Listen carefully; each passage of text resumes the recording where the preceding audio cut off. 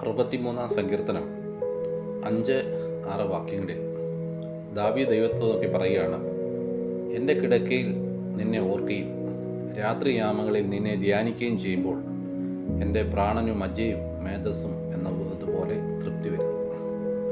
താനിതാ യഹൂദ മരുഭൂമിയിൽ വളരെ പ്രതികൂലത്തിൽ ആളുകളായി പ്രാർത്ഥിച്ചിട്ട് മറുപടിയില്ലാതെ ഒരു വിടുതലിന് വേണ്ടി ആഗ്രഹിക്കുമ്പോൾ രാത്രി കാലങ്ങളിൽ താൻ ചെയ്യുന്നൊരു കാര്യമാണ് എൻ്റെ കിടക്കയിൽ നിന്നെ ഓർക്കുകയും രാത്രിയാമങ്ങളിൽ നിന്നെ ധ്യാനിക്കുകയും ചെയ്യും.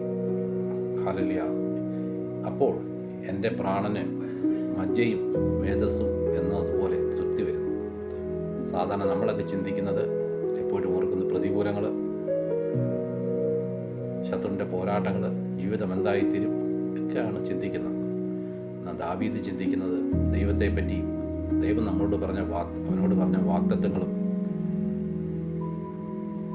ദൈവം ചെയ്യാൻ പോകുന്ന വിടുതലുകളും ദൈവം തുറക്കുന്ന വഴികളൊക്കെ ഓർത്ത് അവൻ ദൈവത്തെ സ്തുതിക്കുകയാണ്.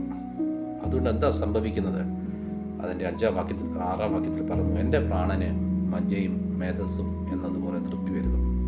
അങ്ങനെ ധ്യാനിക്കുമ്പോൾ ശരീരത്തിന് ആരോഗ്യവും ബലവും മാത്രമല്ല വിഷയങ്ങൾക്കും വിടുതലും തന്ന് ദൈവമായ കർത്താവ് ഈ ദിവസങ്ങളിൽ തന്നെ മാനിക്കുവാനിടയായിത്തീരും.